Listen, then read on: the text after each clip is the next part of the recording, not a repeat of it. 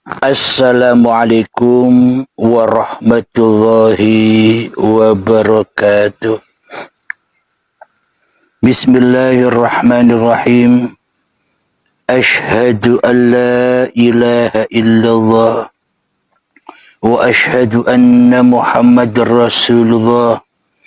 Allahumma salli ala sayyidina Muhammad wa ala ali sayyidina Muhammad. Rabbis rahli sadri wa yassir li amri wahlul 'uqdatam min lisani yafqahu qawli. Amin. Bismillahirrahmanirrahim. Salam hormatku, salam santunku buat para sahabat-sahabatku tercinta, jemaah uripe Allah dimanapun Anda berada, baik yang ada di luar ataupun yang ada di dalam negeri. Semoga saya dan kita semua senantiasa di dalam lindungan Allah Subhanahu wa ta'ala. Amin ya rabbal alamin. Alhamdulillahi rabbil alamin. Sebelum kita mulai kajian di pagi yang cerah ini, marilah kita kumandangkan di dalam nyawa, di dalam jiwa, di dalam hati, di dalam ruh, dan di dalam uripe Allah kalimat-kalimat thayyibah. Subhanallah walhamdulillah wala ilaha illallah wallahu akbar wala hawla wala quwwata illa billahil aliyyil azim. Alhamdulillahi rabbil alamin.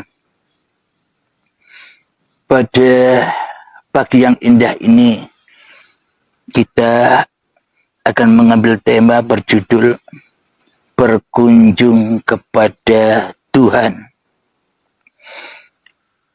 Dengan berkunjung kepada Tuhan dan membawa dosa-dosa yang besar yang selama ini kita lakukan bersama, membawa kesalahan-kesalahan yang selama ini selalu berada di hati kita. Berkunjung kepada Tuhan demi menghaturkan, demi menyatakan bahwa selama ini kita tak pernah bertuhan di hati kita. Bertuhan kita selama ini hanyalah pengakuan saja. Bertuhan kita selama ini hanyalah dusta-dusta di hati kita saja. Kita tak benar-benar bertuhan selama ini kepada Tuhan. Marilah kita kunjungi Tuhan. Marilah kita kunjungi Sang Pencipta. Marilah kita kunjungi Allah. Marilah kita kunjungi Allah. Marilah kita kunjungi Bapa. Marilah kita kunjungi Gusti. Marilah kita kunjungi Romo. Marilah kita kunjungi Sang Yang Widi. Apapun nama Tuhan yang ada di dalam agama Anda, semuanya sama-sama Tuhan Sang Pencipta diri manusia kita. Jadi bagi Anda yang sudah memeluk suatu agama apapun, itu tandanya Anda sudah yakin di dalam hati kita bahwa kita ini ada yang mentuhani, ada yang menciptakan, ada yang mewujudkan, ada yang menghidupkan, ada yang menggerak-gerakkan, ada yang memperjalankan, dan ada yang mengaktivitaskan, serta ada yang menguasakan masing-masing diri manusianya. Itulah kesadaran di dalam bertuhan. Marilah sejenak kita sing-singkan, marilah kita sejenak taruh perbedaan antar umat beragama di dalam lagu-lagu syariat agama masing-masing. Mari kita sing-singkan dulu ego kemanusiaan kita, agar kita menemukan suatu titik bersama, suatu titik kebersamaan antara umat beragama, agar indah di dalam kita bermasyarakat, agar indah kita di dalam berhubungan antar manusia. Untuk inilah kita diciptakan dan diadakan Tuhan Sang Pencipta diri manusia kita selama ini, agar untuk selalu saling mengenal antara satu dengan yang lainnya. Alhamdulillahirabbil alamin. Apa persamaan kita sebagai umat beragama? Apa yang sama bagi kita semua apapun agama yang kita peluk? Marilah kita mencari atau menggapai titik kebersamaan kita. Titik kebersamaan kita di dalam umat beragama, yakni hati yang yakin, hati yang percaya bahwa diri manusia kita ini tidak jadi sendiri. Persamaan kita antara umat beragama di dalam bertuhan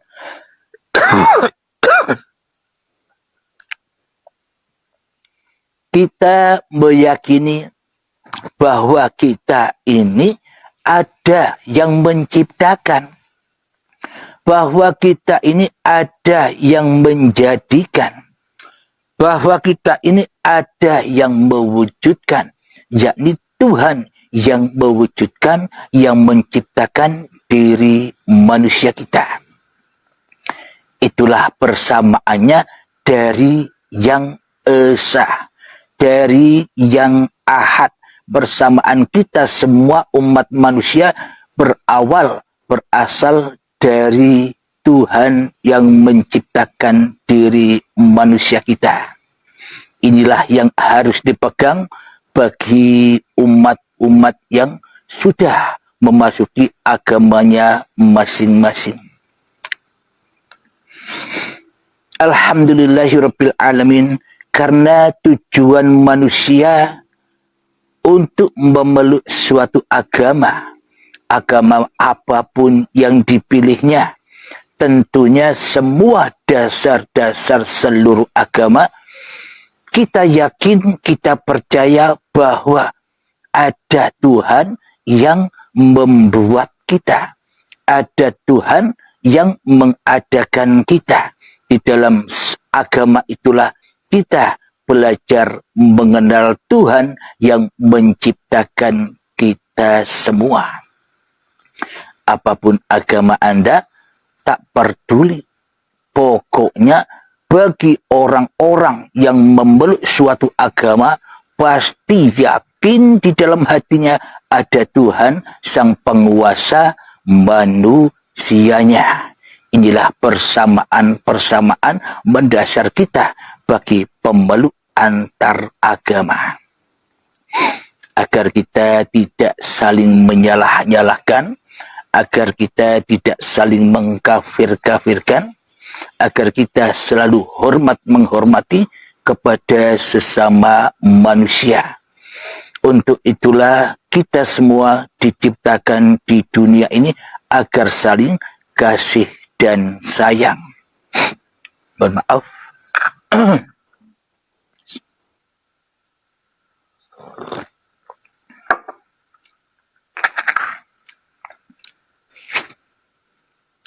Alhamdulillahirabbil alamin.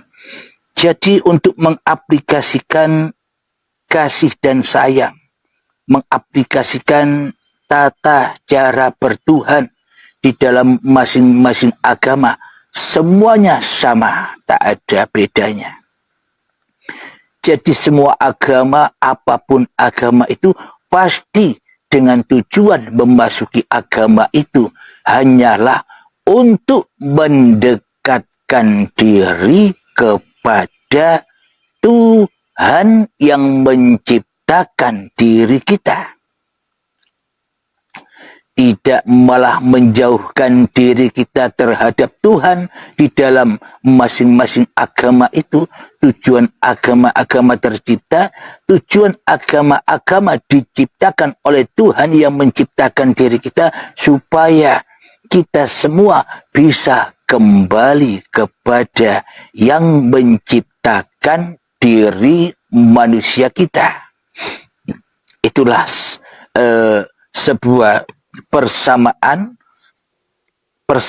kita semua di dalam memasuki agama dan bertuhan.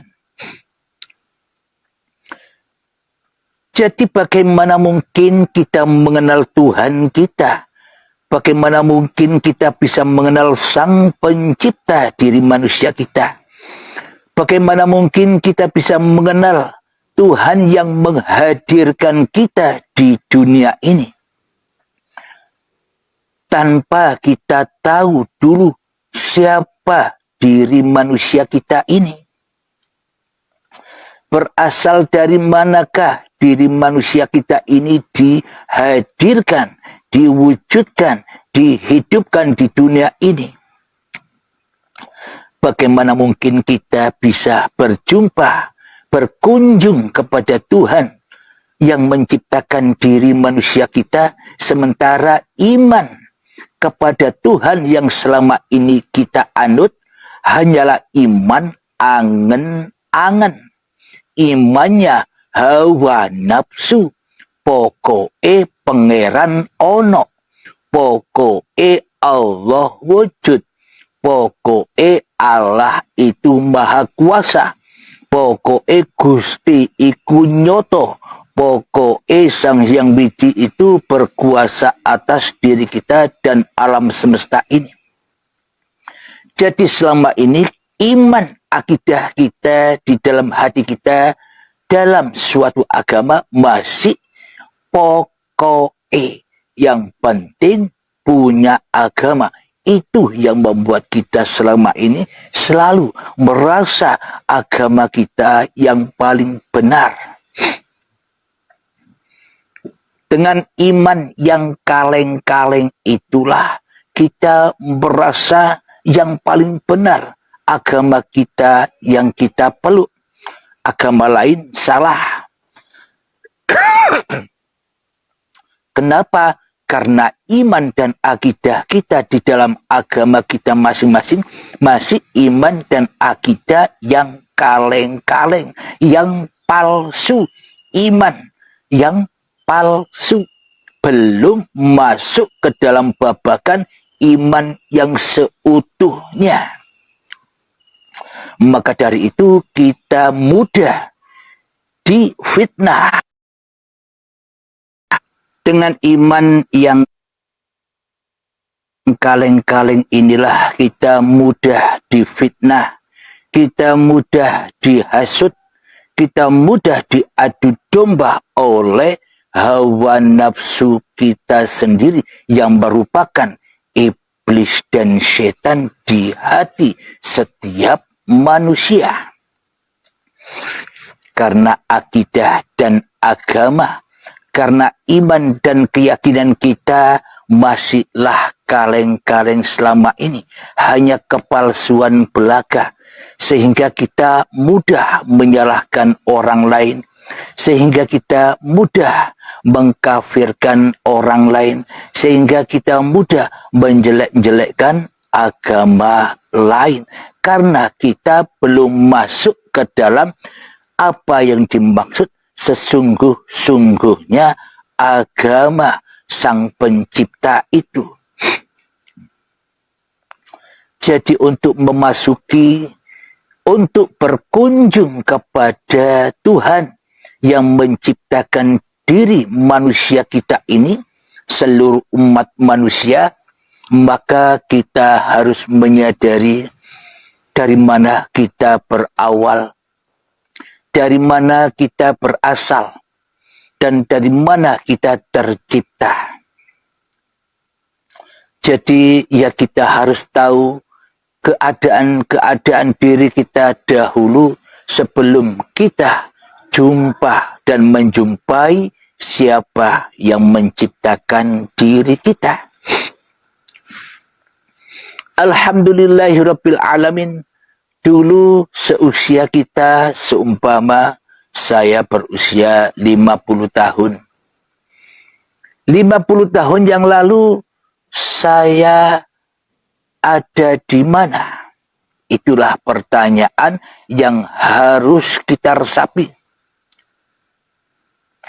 Itulah pertanyaan yang harus kita rasakan, dalami di dalam setiap dada manusia yang mengakui bahwa Sang Pencipta itu ada.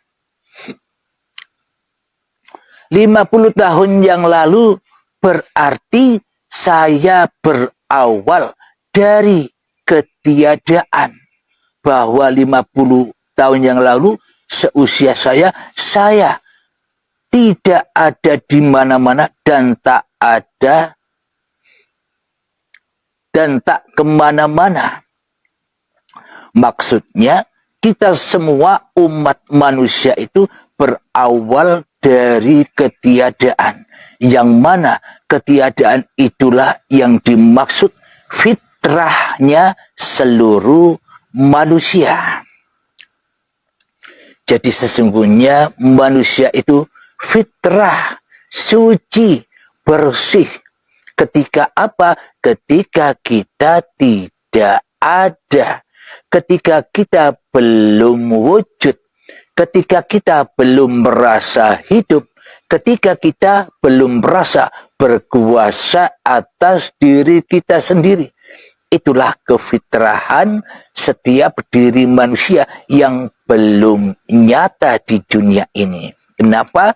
Karena kefitrahan itu adalah sucinya yang Maha Esa. Jadi sucilah yang Maha Esa, sucilah Tuhan Pencipta manusia ketika manusianya belum ada di bumi ini, belum wujud di bumi ini, belum hidup di bumi ini, belum berkuasa di bumi ini. Itulah semuanya fitrahnya Tuhan.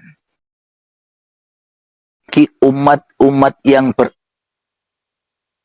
beragama tentunya sudah memahami, tentunya sudah menyadari bahwa diri kita ini, bahwa badan kita ini tidak jadi sendiri. Sesuai keyakinan dan kepercayaan orang-orang yang tidak beragama dan tidak percaya adanya Tuhan.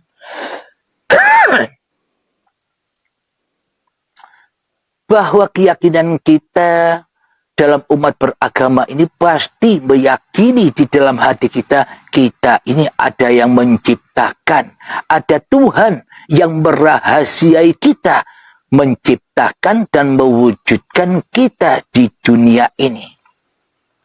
50 tahun yang lalu kita semua sesuai umur kita berada di dalam kesucian, di dalam fitrahnya Tuhan. Dengan kesucian Tuhan itulah kita diciptakan, dibuat dari tanah yang mati. Jadi untuk membuat diri kita, menghidupi diri kita adalah Tuhan yang maha hidup, yang menghidupi tanah yang mati.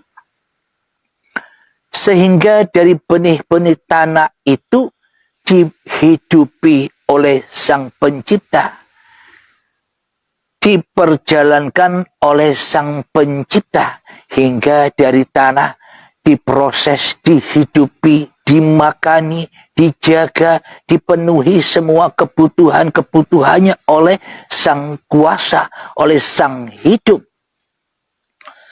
hingga menjadi tumbuh-tumbuhan, dan kemudian diperjalankan lagi menjadi hasil dari tumbuh-tumbuhan itu, yakni buah-buahan, sayuran, padi, yang mana jikal bakal keberadaan sayuran, buah-buahan, dan padi itu ya dari tanah, sama-sama dari tanahnya. Tumbuhannya dari tanah, hasil dari tumbuhannya dari tanah, yang memakan juga dari tanah, sehingga terciptalah diri kita saat ini. Alhamdulillahirabbil alamin. Jadi untuk berkunjung kepada Tuhan yang menciptakan diri kita, ya kita harus tahu dulu kebesaran Sang Pencipta. Ya kita wajib kenal dulu kewujudan Sang Pencipta, agar kita tahu jalan pulang berkunjung kepada Tuhan yang menciptakan diri kita. Dengan apa kita berkunjung kepada Tuhan yang menciptakan diri kita? Dengan ketiadaan diri manusia kita. Dengan apa kita berkunjung kepada Tuhan yang menciptakan diri kita? Dengan mentidakwujudkan diri kita di hati kita.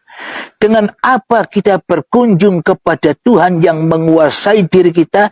Dengan kita menghancur leburkan kekuasaan manusia kita di hati kita, agar nyatalah kewujudan Sang Pencipta, agar nyatalah kehidupan Sang Pencipta, agar nyatalah kekuasaan Sang Pencipta di dalam diri kita selama ini. Jadi kenapa Tuhannya manusia selama ini goib bagi manusianya, tak nyata bagi manusianya, tak jelas bagi manusianya? Kenapa?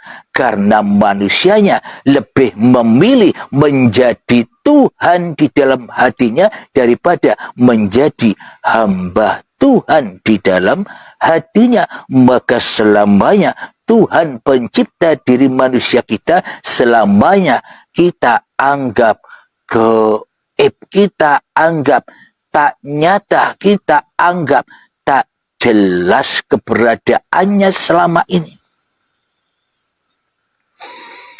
Lalu bila Tuhan Sang Pencipta itu goib, bila Tuhan Sang Pencipta itu tak jelas keberadaannya, bila Tuhan Sang Pencipta itu tak nyata keberadaannya, lalu buat apa kita menyembahnya?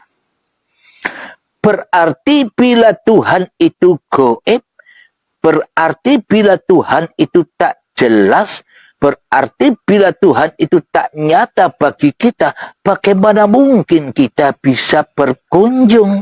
Bagaimana mungkin kita bisa pulang? Bagaimana mungkin kita bisa menyembah dan mengabdi kepada Tuhan yang menciptakan diri manusia kita selama ini? Hal inilah yang wajib disadari bagi seluruh manusia, terutama hamba-hamba yang sudah memeluk di dalam suatu agama. Karena manusia yang memeluk suatu agama apapun itu, berarti manusianya percaya dengan adanya Tuhan. Alhamdulillahirabbil alamin. Mohon maaf ya.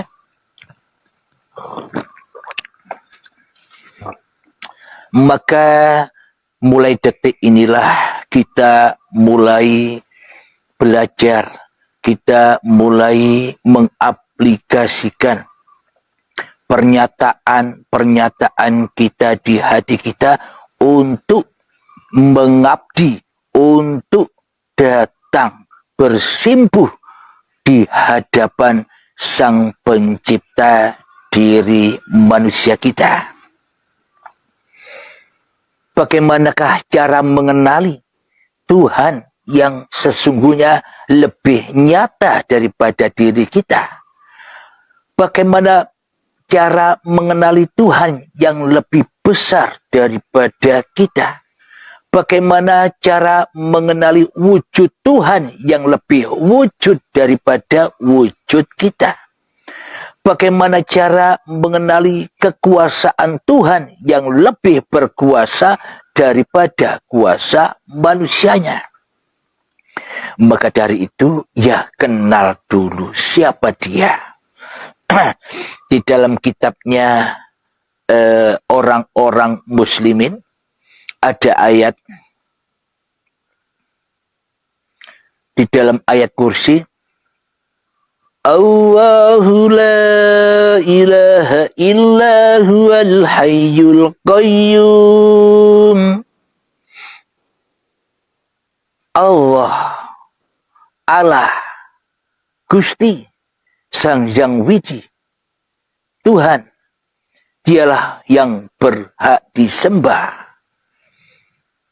Dialah hidup yang kekal, lagi terus menerus menghidupi seluruh ciptaannya. Nah, inilah yang dimaksud siapa Tuhan itu. Tuhan itulah hidup yang selama ini kita akui sebagai hidupnya pribadi kita masing-masing. Karena tiada hidup tanpa hidupnya Tuhan, dan karena hanya Tuhanlah yang maha hidup. Penjelasan kata maha di sini adalah maha itu tak ada yang lain kecuali Tuhan. Hidup inilah Tuhannya seluruh alam semesta ini.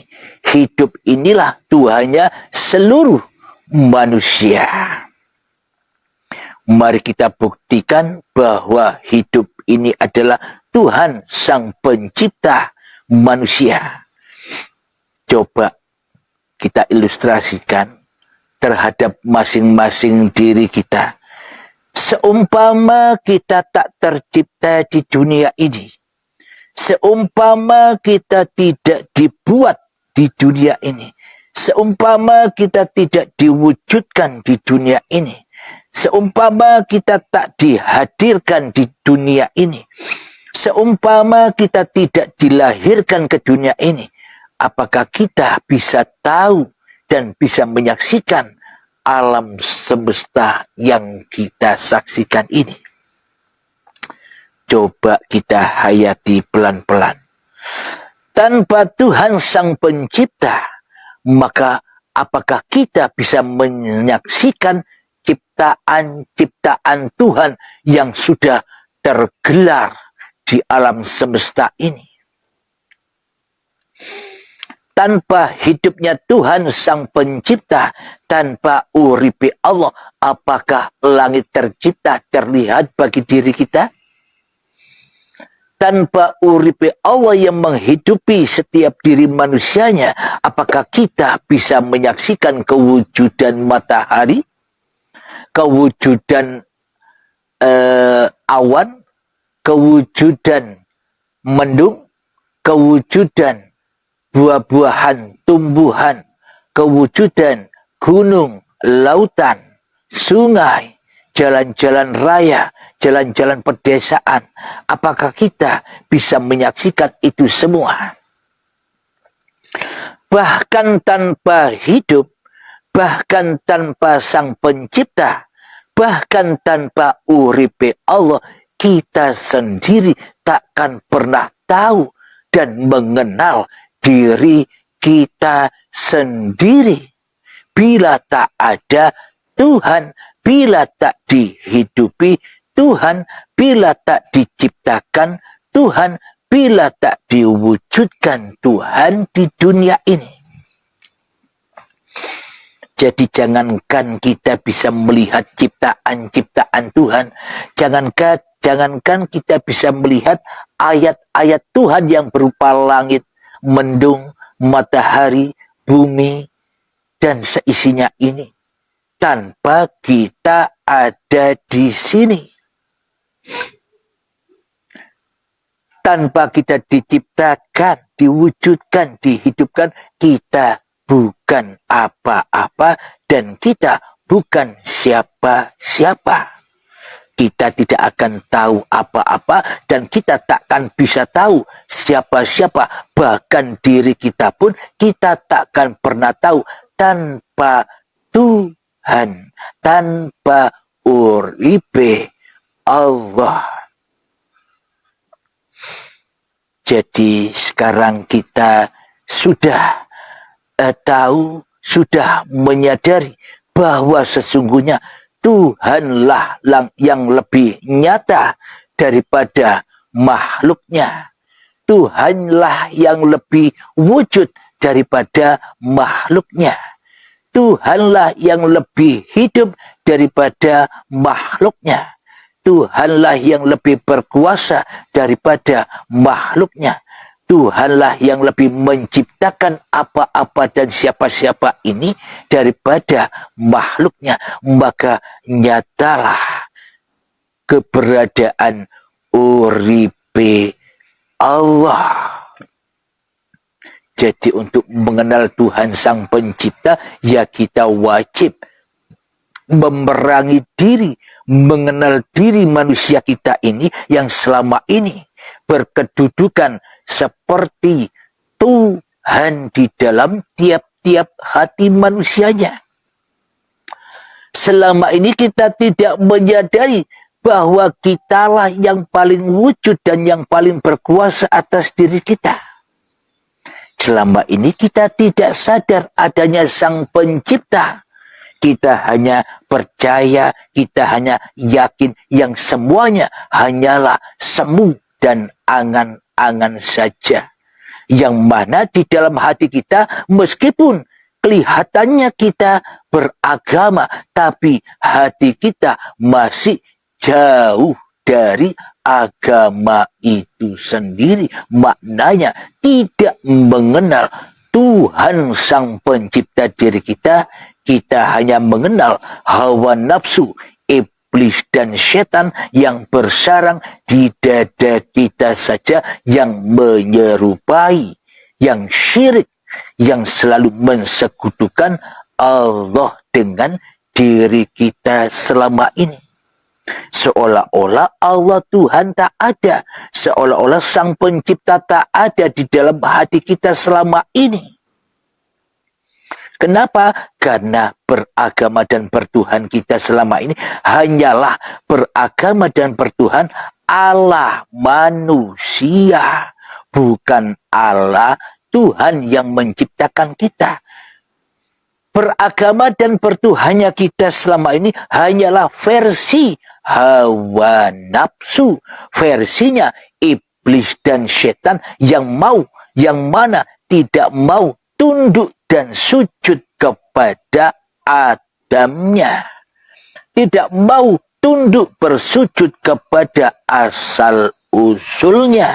Tidak mau sujud dan tunduk kepada ketiadaannya, kepada Tuhan yang menciptakannya. Berarti selama ini kita belum benar-benar memeluk agama dan belum benar-benar Tuhan, karena kita selama ini masih jadi setan di dalam hati kita sendiri yang mengadu domba, yang selalu menghasut Tuhan selama ini di dada kita. Kita tidak menyadari bahwa kita selama ini hanyalah menghasut Tuhan dengan hawa nafsu kita sendiri selama ini. Maka dari itu, marilah kita sadari semua. Jadi untuk berkunjung kepada Tuhan yang menciptakan diri manusia kita, untuk menemui Tuhan yang menciptakan dan yang menghidupi diri manusia kita, maka pasrahkan kekuasaan kita, pasrahkan hidup ini, bahwa hidup inilah Tuhan yang menciptakan diri kita sehingga kita ada di dunia ini. Tuhan, hidup inilah Tuhan yang mengadakan kita di dunia ini. Maka untuk pulang, untuk berkunjung kepada Tuhan, membawa kesalahan-kesalahan kita selama ini yang mengaku-ngaku sebagai Tuhan di dalam dada kita, marilah kita bertaubat, marilah kita menyadari bahwa diri kita selama ini penuh dengan kesalahan-kesalahan, penuh dengan kesirikan-kesirikan. Nanti di akhir pertemuan ini kita belajar 3 menit seperti biasa. Sekarang kami jelaskan dulu. Jadi, apakah dosa yang terbesar bagi seluruh manusia? Dosa-dosa yang terbesar bagi seluruh manusia itu adalah di dalam surat An-Nisa ayat 48. Mari kita buka bersama di dalam Al-Quran surat An-Nisa ayat yang ke-48. Mari Anda simak, saya bacakan. Bismillahirrahmanirrahim. Inna allaha la yaghfiru an yushraka bihi wa yaghfiru ma duna dhalika liman yasha wa man yushrik billahi faqad iftara ithman azima.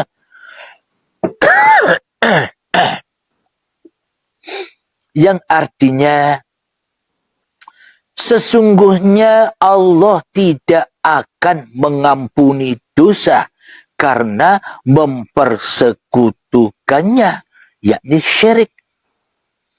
Dan Allah mengampuni apapun dosa yang selain syirik. Itu bagi siapa yang dikehendaki. Barang siapa mempersekutukan Allah, maka sungguh dia telah berbuat dosa yang besar. Shadaqallahul adzim. Jadi mari kita simak rahasia di arti ayat ini. Bismillahirrahmanirrahim. Sesungguhnya Allah tidak akan mengampuni dosa karena mempersekutukannya, yakni syirik.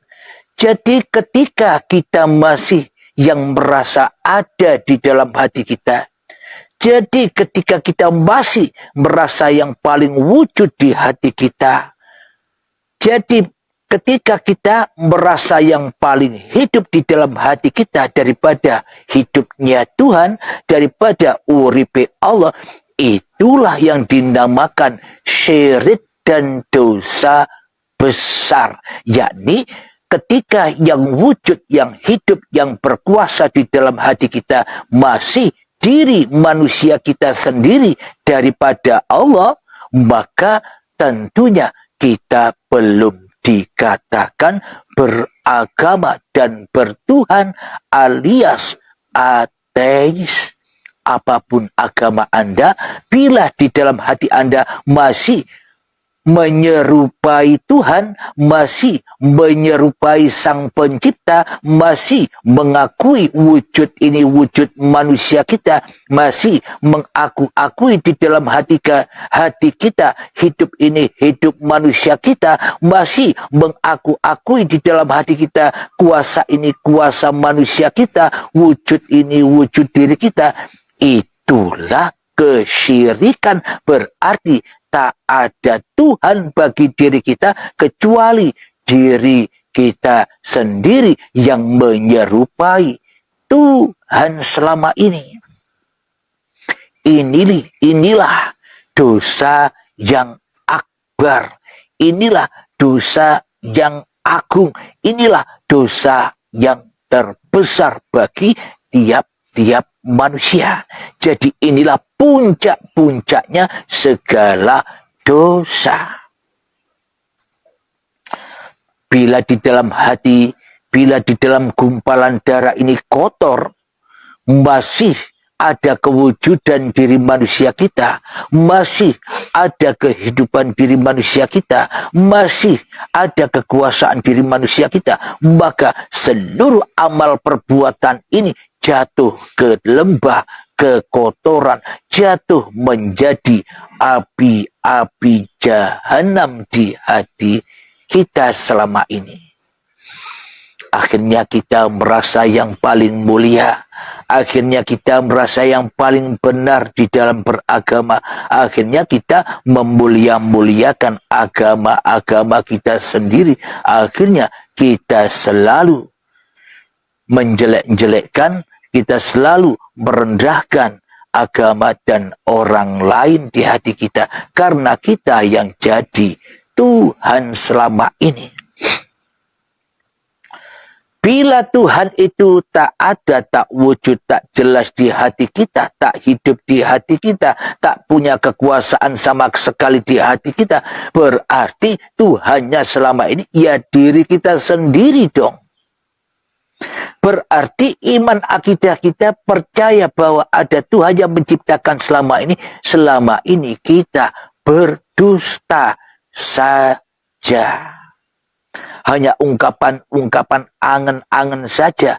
Tapi nyatanya yang jadi Tuhan di dalam hati kita masih diri kita sendiri selama ini. Kita mentiadakan Tuhan yang menciptakan kita di hati kita. Kita mematikan Tuhan yang menciptakan diri kita di hati kita. Kita mematikan Tuhan yang menghidupi kita di hati kita. Kita melemahkan kuasa Tuhan dengan kuasa kita di hati kita selama ini. Berarti ya percuma kita beragama dan ngaku-ngaku bertuhan selama ini bila di dalam hati kita masih wujud nyatanya diri manusia kita sebagai Tuhan yang mentuhani diri kita sendiri selama ini. Berarti kita belum beragama dan bertuhan. Ikrar-ikrar kita selama ini hanyalah dogma saja, dusta saja selama ini. Alhamdulillahirabbil alamin. Jadi selama ini kita berada di lembah neraka, di lembah kesyirikan, di lembah api anar yang tak berasap, yakni kesombongan hati kita. Maka dari itu iblis dan setan menggoda anak cucu Adam agar anak cucu Adam bersedia menjadi sahabatnya iblis dan setan, sama-sama tinggal di dalam anar, di dalam nerakanya Allah. Yakni hati selalu mensekutukan Allah, hati selalu berselingkuh dari Tuhan yang menciptakan diri kita, seolah-olah kitalah yang menjadi pencipta seluruh aktivitas yang berlaku atas diri kita selama ini. Dan Dia mengampuni apapun dosa yang selain syirik. Jadi bagi kita ada kesempatan pintu taubat, masih terbuka lebar pintu taubat bila kita ingin kembali, bila kita ingin bersimpuh, bersujud kepada yang menciptakan diri kita. Dengan cara apa bersujud? Dengan cara tiadakan dirimu di hatimu, tiadakan kewujudanmu di hatimu, tiadakan kehidupanmu di hatimu, tiadakan kekuasaanmu di hatimu. Itulah cara berkunjung, itulah cara bersimpuh, takluk sujud kepada yang menciptakan diri kita. Di mana? Di hati kita. Jadi agama dan bertuhan itu syariatnya, torekohnya, hakikatnya dan makrifatnya hanya ada di hati setiap manusia. Karena hati setiap manusia adalah Baitullah, rumahnya Allah. Maknanya rumah Allah itu artinya seluruh hidup yang ada pada manusia ini adalah uripe Allah. Itulah maknanya qalbun mukminin baitullah. Jadi bersegeralah kita bertaubat, berkunjung, membawa, menghaturkan kesalahan-kesalahan kita, menghaturkan kezaliman-kezaliman kita, menghaturkan kejahilian kita selama ini kepada Tuhan. Ngaku selama ini kita telah bersalah besar di dalam kehidupan ini. Barang siapa mensekutukan Allah, maka sungguh dia telah berbuat dosa yang besar. Bila di dalam hati kita tak ada Tuhan, bila di dalam hati kita tak wujudnya Tuhan, bila di dalam hati kita tak hidupnya Tuhan, maka di hati kita masih yang wujud diri manusia kita, di hati kita yang hidup masih diri manusia kita, di hati kita yang berkuasa masih hati kita, masih diri manusia kita. Berarti Tuhannya kan bukan Allah. Tuhannya bukan Allah. Tuhannya bukan Gusti.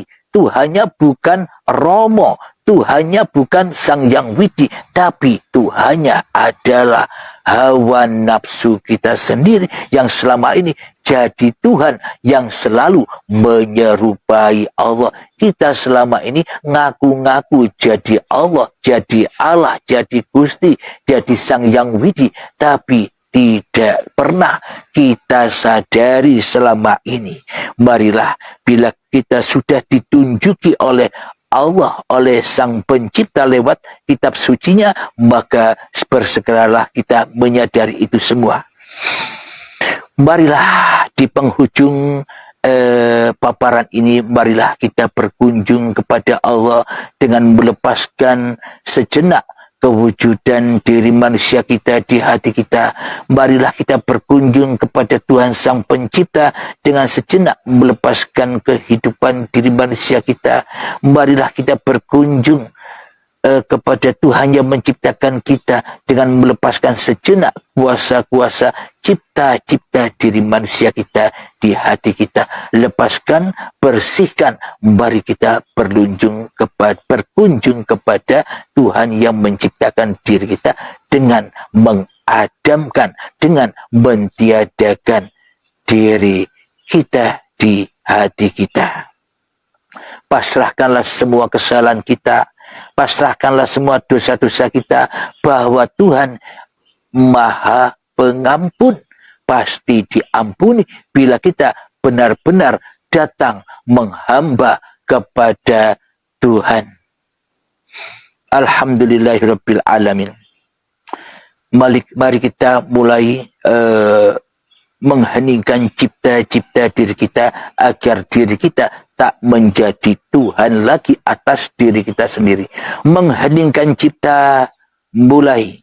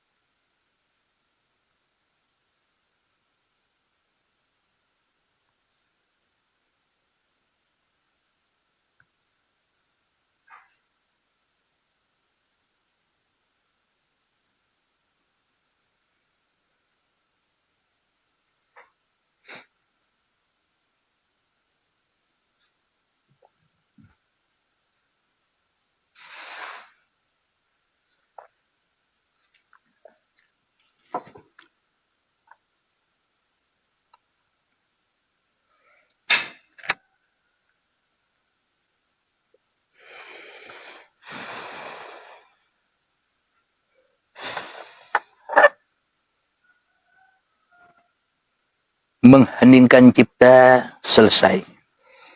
Jadi begitulah cara berkunjung kepada Tuhan Sang Pencipta diri kita. Begitulah cara untuk mendapat keridhaan dan syafaat serta pertolongan dan kasih sayang Tuhan kepada diri kita. Dengan apa? Dengan melepas semua baju-bajunya Tuhan. Wujud ada itu bajunya Tuhan. Hidup bajunya Tuhan, kuasa bajunya Tuhan, maka lepaslah baju-baju Tuhan, maka kita akan bertemu Tuhan. Ketika kematian sudah kita relakan, ridhokan, maka nyatalah uripe Allah. Alhamdulillahirabbil alamin. Semoga saya dan kita semua selalu dimudahkan dan dimudahkan dalam berkunjung, dalam memohon ampunan dari segala kesalahan-kesalahan yang kita lakukan selama ini. Dimudahkan di dalam latih hening apapun dan keadaan apapun. Semoga kita dipermudah untuk berjumpa Tuhan. Amin ya rabbal alamin. Sebelum kita akhiri perjumpaan kita ini, marilah kita kemahkan sholawat dolimin daf'ul bala, agar hati kita tidak zalim lagi, agar hati kita tidak mensyirikan, mensekutukan, menyerupai Allah lagi di hati kita. Allahumma salli ala Sayyidina Muhammad wa ashghili zalimin bizalimin. Allahumma salli ala Sayyidina Muhammad wa ashghili zalimin bizalimin. وأخرجنا من بينهم سالمين وعلى آله وصحبه أجمعين. Alhamdulillahirabbil alamin. Allahumma shalli ala sayyidina Muhammad wa ala ali sayyidina Muhammad. Allahumma ya qadiyal hajat, Allahumma ya mujibad da'wat, Allahumma ya rafi'ad darajat, Allahumma ya muhillal muskilat, Allahumma ya syafi'al amrad, Allahumma ya kafiyal muhimmat, Allahumma ya dafi'al baliyat, Allahumma khtim lana bil iman, Allahumma khtim lana bil Islam bijahi sayyidil mursalin. Rabbana atina fid dunya hasanah wa fil akhirati hasanah wa qina adzabannar. Wa sallallahu ala sayyidina Muhammad wa ala alihi wa sahbihi wasallam. Walhamdulillahirabbil alamin. Akhirul kalam. Assalamualaikum.